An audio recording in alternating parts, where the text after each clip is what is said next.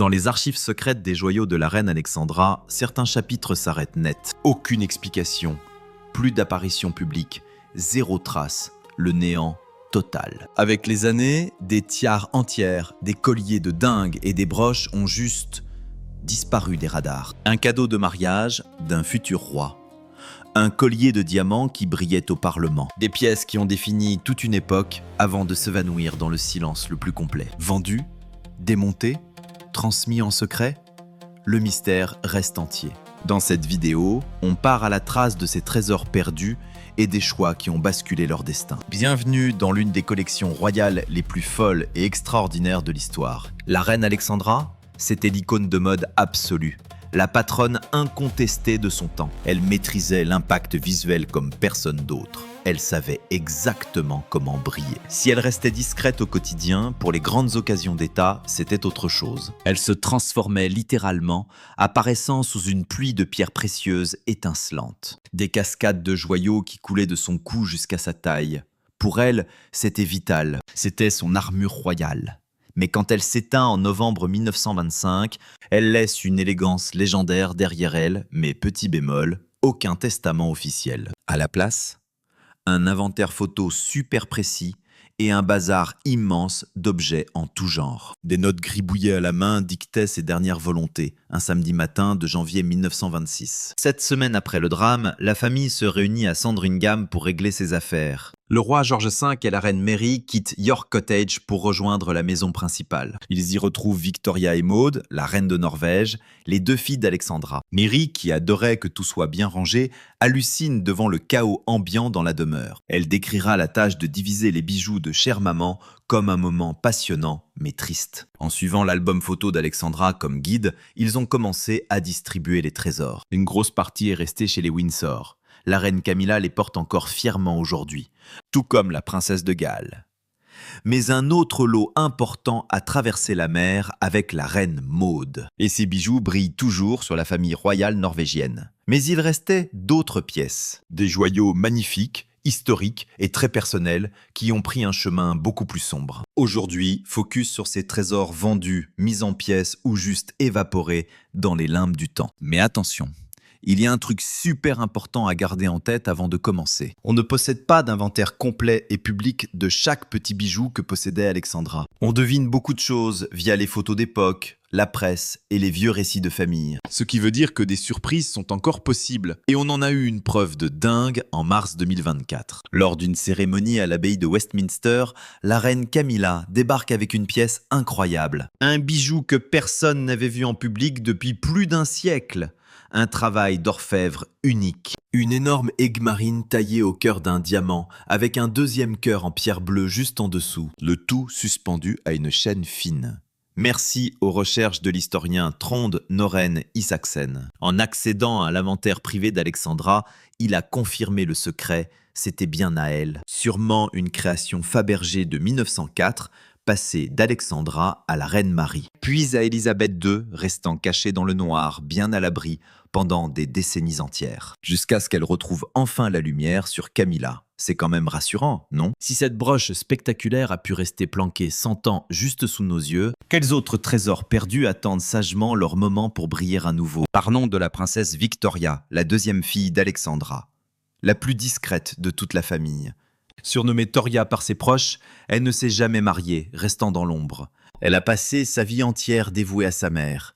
Alors, quand la reine Alexandra meurt enfin, Toria a récupéré une partie du butin, tout comme ses sœurs, la princesse royale et la reine Maud de Norvège.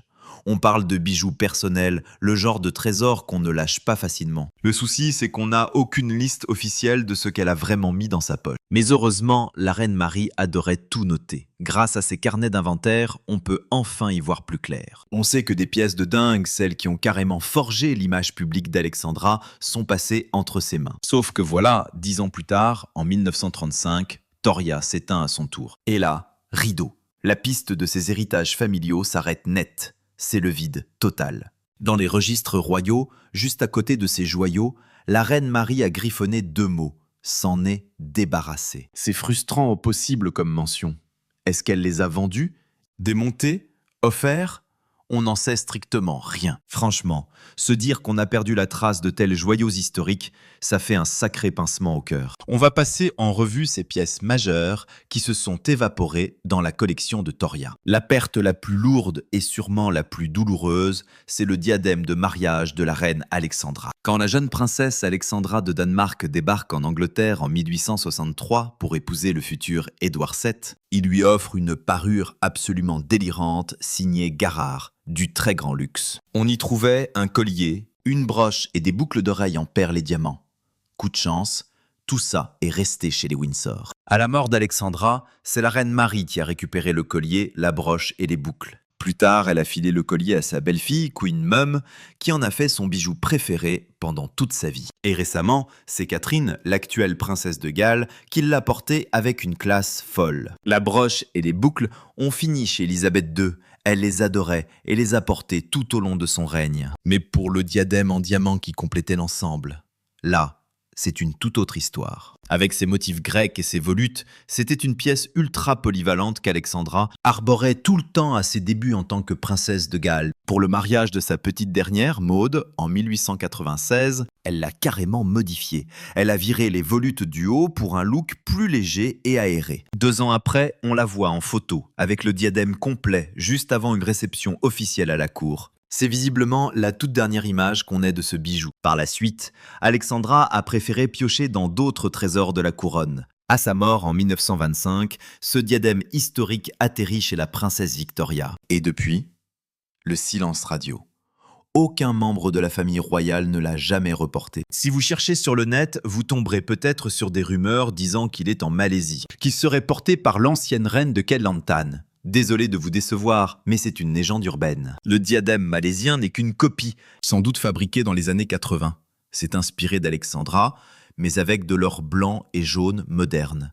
Le vrai chef-d'œuvre de 1863 reste introuvable. Victoria l'a probablement vendu ou fait démonter, juste après le décès de sa mère. Quel gâchis. Sur plein de photos d'Alexandra, on remarque ce collier de diamants massifs qui définit son style ultra riche. Mais si vous cherchez d'où il vient, vous allez vous manger un mur. La vérité, c'est qu'on ignore son origine exacte, ou même son look de départ. Pourquoi ? Parce qu'Alexandra gérait ses bijoux comme une metteuse en scène de théâtre. Sa collection ? C'était un jeu de construction pour elle. Ce collier était une création hybride, un puzzle génial fait de plusieurs bijoux qu'elle combinait elle-même. En regardant de près, on voit que la pièce centrale est en fait une énorme broche en losange. Et juste en dessous, elle pendait souvent un autre motif en diamant. Son coup d'éclat le plus audacieux avec cet ensemble a eu lieu au Parlement en 1901. En analysant les photos de l'époque, les experts ont remarqué un détail absolument incroyable. Alexandra s'en est emparée pour le draper avec élégance sur le devant de sa jupe, fixant les broches au tissu.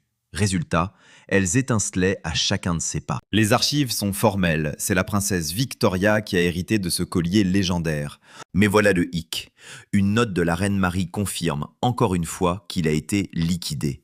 Pourtant, c'est là que l'histoire nous laisse une petite lueur d'espoir. Alexandra adorait accrocher une paire de boucles d'oreilles en diamant bien précises à ce collier, ou parfois à ses perles de mariage. Officiellement, elles ont aussi disparu en 1946. Sauf qu'elles n'ont pas du tout disparu. Ces boucles se sont retrouvées chez la famille royale de Norvège. Dingue, non ?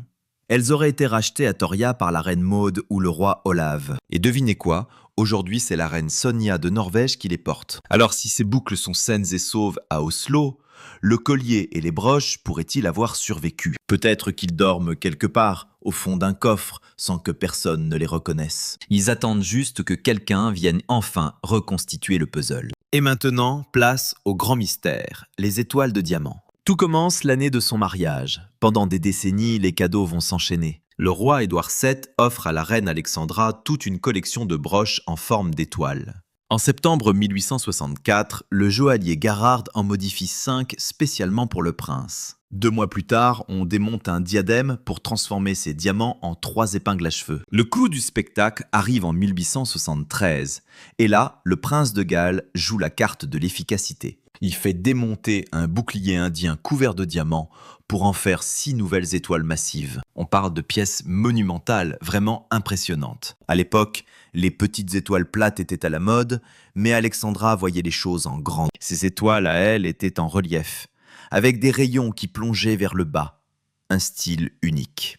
Alexandra en était totalement fan. Elle les portait partout, sur son corsage ou même fixées sur son diadème de mariage. Son mari va même plus loin en 1866 en commandant un bandeau spécial en diamant, prix de l'époque 500 livres. Le but, assembler 9 de ces étoiles pour en faire un diadème royal. Ce diadème étoilé était d'une puissance visuelle incroyable, c'est certain. Mais honnêtement, je trouve qu'elles avaient encore plus de classe portées séparément. Mais après sa mort, en 1925, pouf, ces bijoux cultes disparaissent de la circulation. Ce qu'elles sont devenues, personne n'en a la moindre idée. Un mystère total. On connaît Alexandra. Elle adorait transformer ses bijoux. C'est peut-être la clé du mystère. Elles ont pu être démontées pour créer de nouveaux bijoux pour ses descendants. Les historiens pensent aussi qu'elle faisait partie du trésor secret laissé à la princesse Victoria. Évidemment, on espère tous qu'elles n'ont été ni vendues ni détruites et qu'elles dorment tranquillement dans un coffre royal, attendant qu'on les retrouve enfin. C'est vraiment triste de se dire qu'un design aussi iconique ait pu disparaître de la collection royale. Aujourd'hui, il n'en reste plus aucune trace. Quel gâchis. Quand Alexandra du Danemark arrive en Grande-Bretagne, son charme scandinave fait sensation. C'est un vent de fraîcheur. Par contre, ses bijoux, plutôt modestes. Mais la reine Victoria a décidé de prendre les choses en main. En 1863, parmi les cadeaux de mariage, on trouve une parure indienne incroyable. On est loin des bijoux sages des cours européennes. Là, c'est de l'exotisme pur et dur. À l'époque, les gens parlaient carrément d'or barbare. C'est dire le choc. Des émeraudes brutes, des diamants plats qu'on appelle des lasques, un style sauvage et fascinant. Au centre de tout, on trouvait un collier massif, 7 rangées de perles et d'émeraudes. Le truc était chargé de cascades de perles et de pendentifs en diamant. Un vrai trésor. C'était lourd, magnifique, et avec un style oriental absolument unique. Alexandra, qui adorait le drama, savait comment le porter pour en mettre plein la vue. Son moment de gloire, le bal de Devonshire House en 1897. Sa splendeur brute collait parfaitement à son costume. Après la mort d'Alexandra, ce collier indien légendaire a été transmis à la reine Marie. Marie, c'était la reine du recyclage. Elle adorait modifier ses bijoux pour qu'ils fassent plus tendance. Version officielle, l'historienne Leslie Field affirme qu'elle a tout simplement démonté la pièce. Complètement. Selon elle, les perles et les émeraudes ont servi à fabriquer un cadeau de mariage pour sa belle-fille, la princesse Alice, duchesse de Gloucester, en 1935. Et croyez-moi, il y a des preuves assez solides pour appuyer cette théorie. En 1931, la jeune princesse Elisabeth, notre regrettée reine, est photographiée avec un petit pendentif en diamant. Des fans aux yeux de lynx ont remarqué que ce pendentif ressemble trait pour trait à une goutte du collier indien d'Alexandra. Ça confirme le truc. Le bijou a bien été démembré et ses morceaux éparpillés dans toute la famille. Mais si on regarde des photos de près, un mystère surgit. Et ça rend certains chercheurs dingues. La parure de perles et d'émeraudes offerte à la duchesse de Gloucester possède des gemmes énormes et ultra brillantes. Sauf que certains experts soutiennent que les perles de ce fameux collier de Gloucester semblent beaucoup plus grosses que celles sur les vieilles photos du collier d'Alexandra. Bizarre, non? Est-ce que les deux pièces sont vraiment liées? La version officielle nous cacherait-elle quelque chose? Mon avis? Le collier a presque certainement été démonté. Trop lourd, trop spécifique pour être porté dans les années 30. C'est fort possible que les émeraudes et les plus grosses perles aient fini dans la parure de Gloucester, tandis que les centaines de petites perles ont été réutilisées ailleurs dans l'immense collection royale. Mais cette différence de taille, c'est vraiment le détail qui tue. C'est fascinant. Ça nous rappelle que l'histoire des bijoux royaux est un mélange de faits réels et de pures suppositions. Il y a un autre mystère indien dans la collection d'Alexandra, toujours avec des perles, mais d'un genre totalement différent. Préparez-vous. Alexandra était célèbre pour ses rangées de perles qui descendaient en cascade jusqu'à sa taille, voire ses genoux. Un sautoir massif en particulier, avec des pompons en perles, revient sur ses portraits les plus royaux, notamment sur une célèbre photo de 1902 signée Alice Hughes. C'est l'opulence pure, le genre de bijou qui hurle richesse infinie. On y voit plusieurs rangs séparés par des barrettes de diamants, avec 3 énormes cabochons, sûrement des émeraudes. L'origine? Probablement 1876, quand le roi Édouard VII est rentré d'une tournée de 8 mois en Inde. Il a ramené plus de 2000 cadeaux, dont un collier de perles décrit comme magnifique par la presse. Et honnêtement, la description colle pile poil avec le sautoir d'Alexandra. Mais il y a une anecdote un peu chaotique liée aux perles d'Alexandra. Écoutez bien. Sir Lionel Cust, un courtier de l'époque, raconte un incident lors de l'ouverture solennelle du Parlement. Le long collier de perles de la reine s'est coincé dans les boiseries du carrosse royal. Le fil craque. Et là, c'est le drame. Des perles partout sur le pavé, entre les sabots des chevaux. Tout le cortège s'arrête.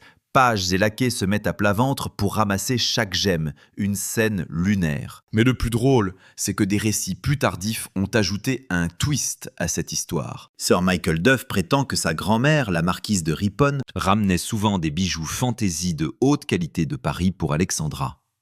Et que les perles cassées étaient en fait du faux, de la simple verroterie.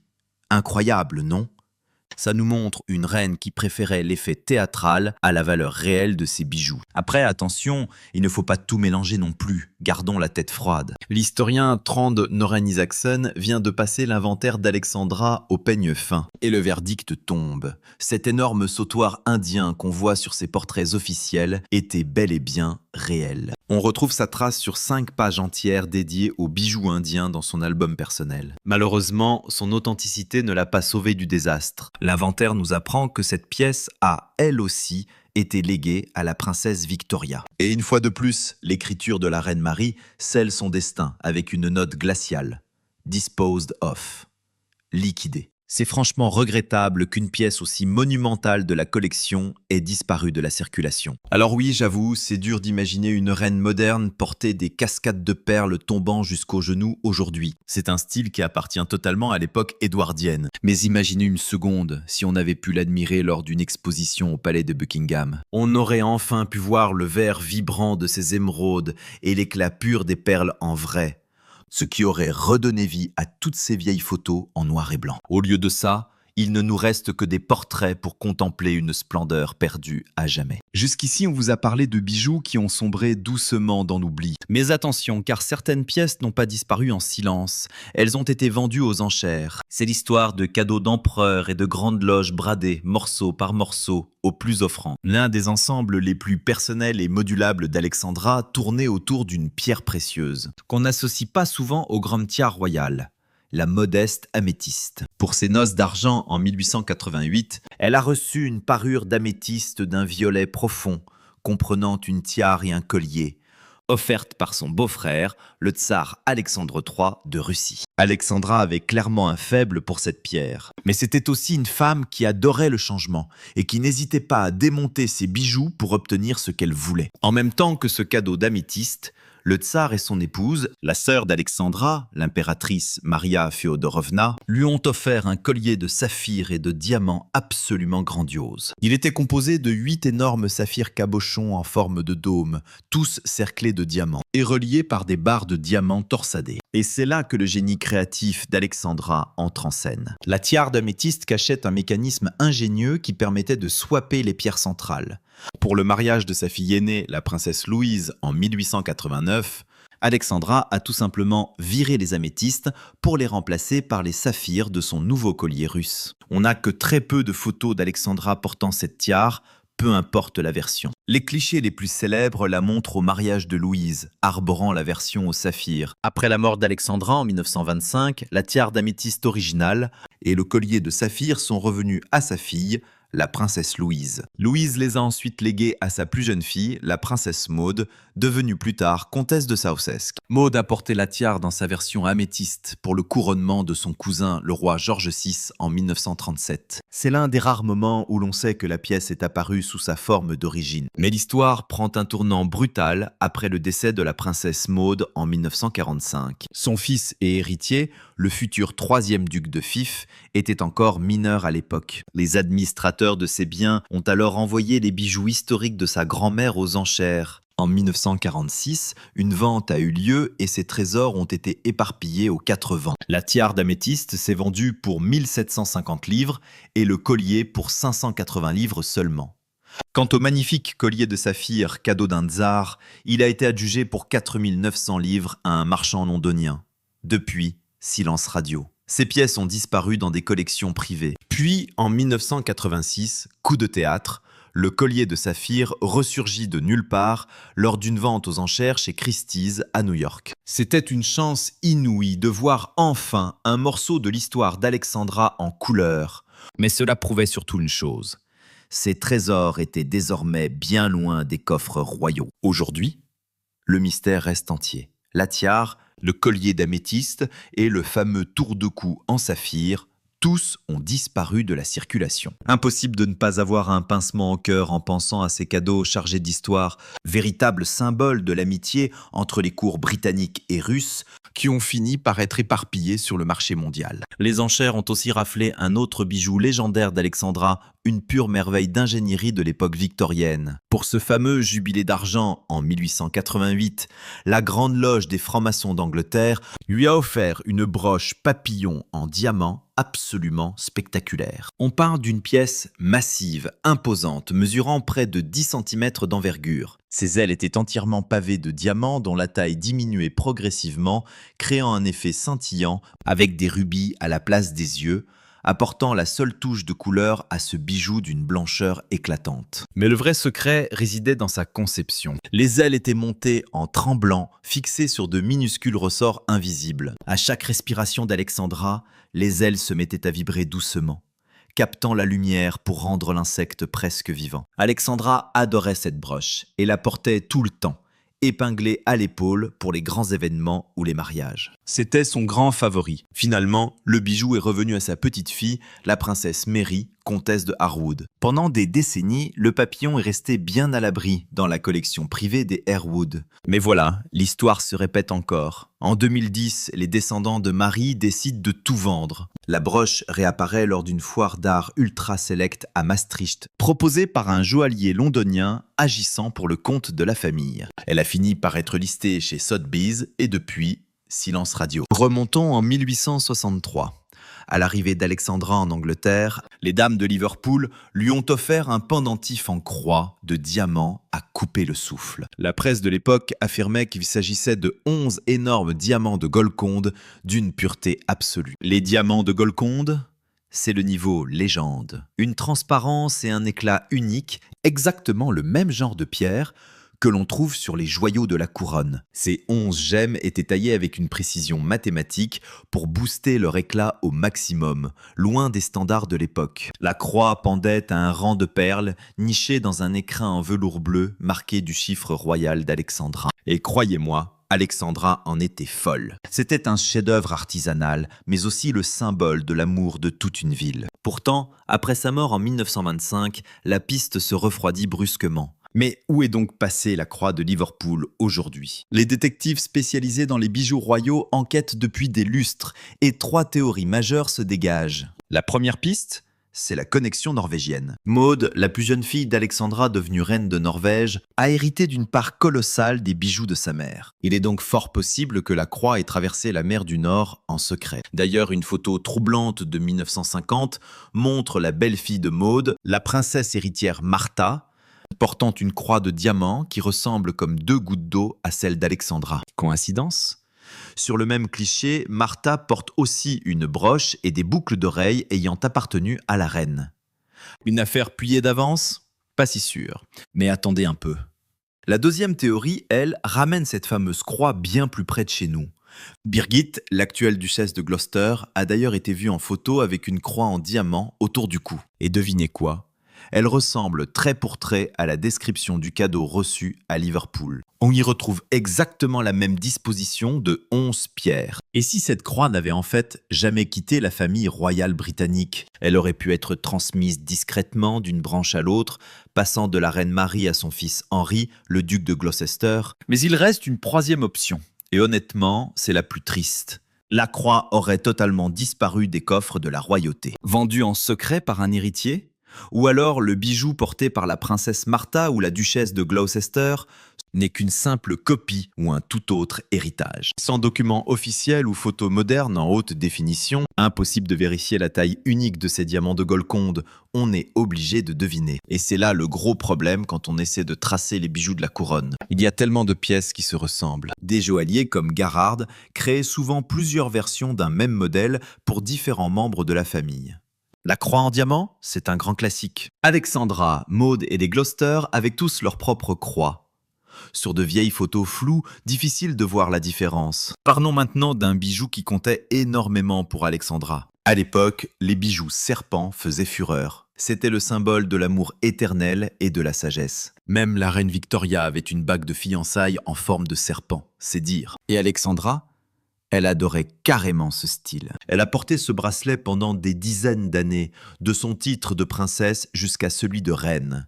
On a une photo super touchante d'elle avec sa mère, la reine Louise de Danemark. Elles portent toutes les deux le même bracelet serpent, un vrai lien de famille. Mais voilà le mystère. Malgré son immense valeur sentimentale, ce bracelet s'est volatilisé. Pas trace de lui dans les ventes aux enchères et personne ne l'a revu au poignet d'une reine actuelle. Aucune archive n'indique qu'il a été vendu ou transformé. Rien. Si toutes ces pertes vous dépriment, attendez. J'ai une petite lueur d'espoir pour vous. Parce que parfois, les bijoux ne disparaissent pas vraiment. Parfois, ils s'endorment, tout simplement. En 1904, Alexandra commande une pièce chez Cartier, le summum du chic à l'époque. C'était un collier résille. Imaginez un filet de diamants. Une maille de diamant souple qui épouse le cou comme un tissu scintillant. Absolument divin. Fidèle à elle-même, Alexandra y avait ajouté des rubis et des émeraudes offerts par des Maharajas. La classe totale. À sa mort, ce collier incroyable revient à la reine Mary. Et comme d'habitude, Marie n'a pas pu s'empêcher de le modifier. Elle vire les pierres de couleur et les remplace par des morceaux du légendaire diamant Cullinan. Marie est prise en photo avec cette version tout diamant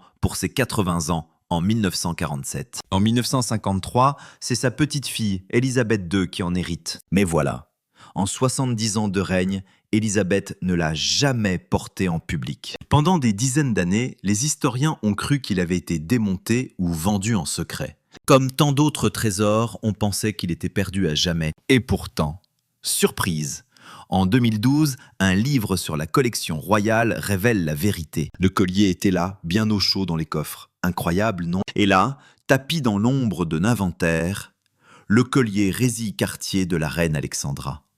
Un trésor oublié. Il est toujours là, bien réel, quelque part dans un coffre-fort protégé du temps et parfaitement intact. Il n'attend qu'une chose, une reine assez audacieuse et avec le port de tête adéquat pour oser le porter. La boucle est bouclée. Vous vous souvenez de cette broche-cœur en aigue marine? C'est exactement pareil. Celle que la reine Camilla a ressortie en 2024 après un siècle entier d'invisibilité totale. Ce collier résille prouve une chose, les coffres royaux sont profonds, très profonds, et ils savent attendre. Parce qu'attention, ne pas être vu en public, ça ne veut pas dire avoir disparu, c'est juste un long sommeil. L'héritage d'Alexandra ne se limite pas aux bijoux qu'on voit passer aux infos, c'est bien plus vaste. Son secret réside dans ce qui reste caché. Et croyez-moi, sa collection est le reflet exact de son âme. Audacieuse, généreuse, un poil chaotique, mais alors absolument magnifique. Un vrai chaos royal. Ça vous dit de plonger encore plus loin dans ces secrets de palais avec moi? Franchement, j'ai hâte de continuer cette discussion dans le prochain épisode. On n'a pas fini de s'étonner. Il reste tellement d'histoires secrètes à vous dévoiler.